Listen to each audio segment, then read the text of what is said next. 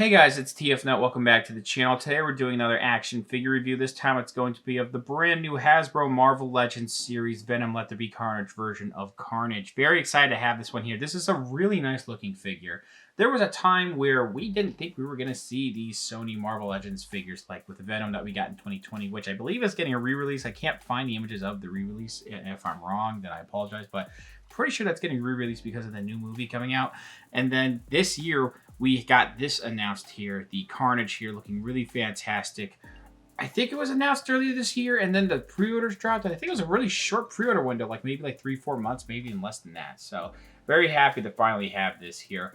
As you've been looking here on the 360 of the packaging, very nice stuff going on here. You see the figure in the box. You also have where it says Venom There Be Carnage on the front. Images of, promotional images of posters of Venom and Carnage on his own on one side. It does say Marvel Legends all throughout, as well as Marvel's Carnage. Now, on top here, just like it says on the front, you do have where it says Venom There Be Carnage, just like the movie font for the different posters. On the bottom here, there's not much, so I just have a zoomed-in image of the barcode in case you need it. And here is the figure out of the packaging. This is a really nice-looking Carnage figure. There's a couple gripes here and there, but this is a really nice piece. Let's go ahead and take a look at the accessories we get, and then we'll take a closer look at the figure. So this is the alternate head for Carnage. Just starting off the accessories here. This looks really nice. I really dig how these eyes are a little bit smaller, looking a little bit more angry, where these are a little bit more wide, as you see here.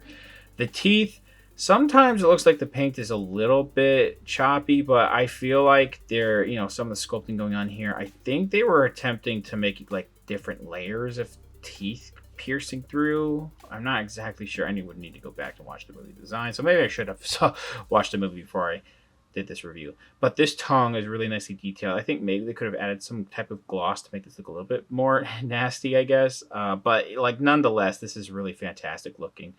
I feel like the inside of these teeth with the sculpting there's really nice sculpting in there, but I think maybe the teeth paint should be continued.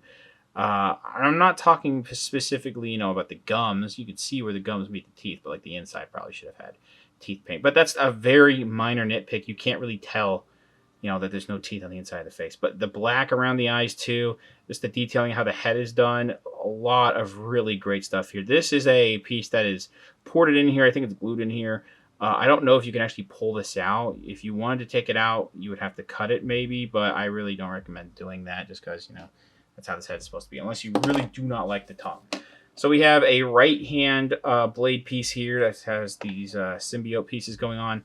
You have the black, grayish black paint, as you see here, but there's nothing really on this side, so it looks kind of ugly and it looks a little distracting. I wouldn't say ugly. It is not as nice looking as like this, and this could be a little bit more consistent because it stops in some areas. It's globbed together in some areas, and then there's just red here. But, they still attempted some paint. That probably looks like a splotch that shouldn't be there. But, I do wish we had some black paint going on here. But the actual detailing on the, just how the symbiote looks great. And, the palms there. You also have how these claws look on the fingers. They look really great. And you have hinging, I don't know why I said it like that. The hinge here and then a rotation at this wrist. Same thing for this blade hand. So, you do have articulation with these weapon pieces.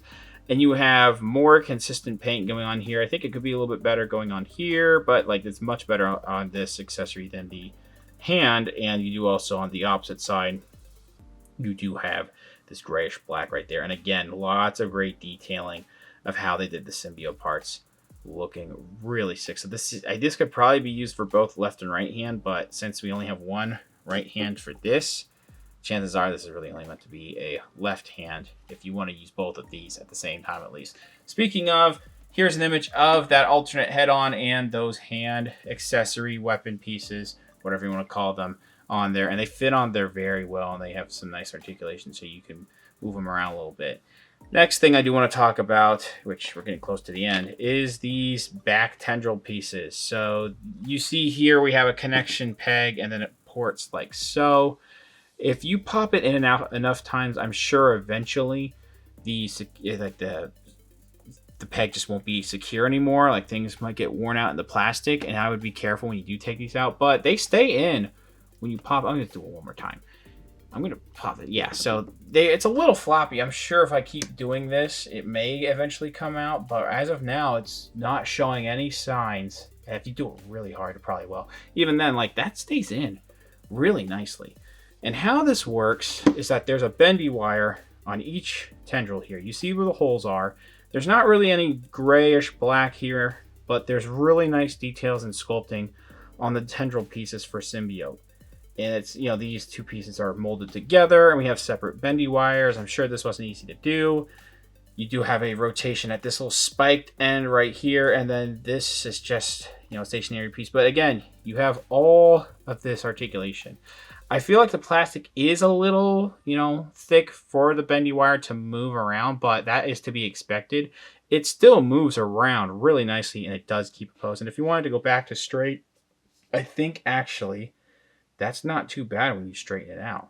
Might be a little bit wiggly, but that's really cool. You also have this one here, which has this little curved blade piece that we kind of saw already. Of course, pretty sure. No, that's the same sculpt, or almost the exact same sculpt. I'm pretty sure. Either way, you have this one that also has spikes on it, but it is a little bit smaller. Can you pop these out? And you probably could pop these out, but there's really no reason to, since these, you know, two little blade pieces look the exact same. You can put this on this and vice versa. There's really no reason to. Again, very nice detailing of the tendril pieces going on there. All that looks really sick. Last but not least, you have this one here, which is like, I guess, sort of like a tail piece, because we do have a third connection here. You can really put these wherever you want, but based off promotional images for this, I think 2 tendrils go here, 2 go here, and 1 goes here. Either way, though, this looks fantastic. And yes, the holes for the bendy wire look a little distracting, but that is to be expected with this type of system. The detailing right here, all of that looks really awesome. So I am going to go ahead and show you guys some images of what these back tendrils look like, and I have the weapon hands on there once again. They fit on there very nicely, and honestly, you don't have to worry too much about this being back heavy. I have it pretty much standing up all the way. I think maybe slightly leaning forward, but it's standing up and holding the weight of these tendril pieces really nicely. I think maybe we could have gotten fists with this figure, but like with all the stuff we get here, $40 for this is, I don't think it's too bad, honestly. Here's the actual figure now. I feel like the accessories took too long, but when do they not take too long on this channel? This head here with this evil grin, it looks really great. The teeth on there, it looks fantastic. They pretty much borrowed, engineering-wise and similar to accessories, I guess, they kind of borrowed from, you know, what they learned from the 2020 Venom. So they gave, you know, that figure closed mouth and then a mouth with teeth open there. You know, that one came with fists and this one didn't. But of course, like detail-wise, it's also going to look very similar. In fact, I'll bring it out in a little bit, but this in some ways looks a little bit better than the 2020 version. This is a really nice looking piece. I love how, you know, the white on the eyes. I think the splotching might be there might be a little bit of splotching where there should be like that grayish black with that sculpting indented right there, but that's really not that noticeable. Teeth again look great. A lot of what's going on detail wise on the head and around the mouth looks fantastic as well. Lots of great detailing of like basically muscles and just different stuff going on here.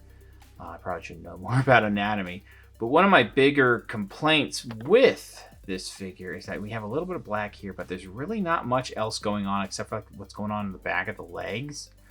It just kind of makes things look weird without shading on the back, like around the butt and, you know, the actual lower back. I don't know. I feel like they definitely could have added some more paint, but we do have a lot of this, you know, grayish black going on here, a very dark gray basically throughout the whole thing. Lots of great detailing. Like this is like, I mean, they may re-release this in the future to get their money's worth out of this sculpt, but this looks like a unique sculpt unless they plan like another Venom or something with this. I don't know what else they could do with this body mold, but this is such a really nicely done body mold. And it's 100% unique, sculpted from the ground up, I'm pretty sure. Fantastic. And we do have these separate, you know, symbiote pieces glued in. And they're not going to come off anytime soon, I don't think. You have some stuff on the shoulders, forearms, and then on the biceps as well. You see that on the forearms. And these are the hands it comes packaged with. Really nice hole right there of the... That's a detail I didn't notice. That has like this little hole right there. So that's kind of a cool attention to detail. Same thing here. We do have a little bit of that grayish color on here, but not on the rest. It's really just around the thumb and index finger. But the claws on the fingers, again, similar to the, one of the symbiote hands, alternate ones. This looks really nice. And this is what the palms look like too. So that looks great. Giving you another closer look at how like all of this stuff just looks. You have the muscles mixed in with symbiote details. Looking nice, man.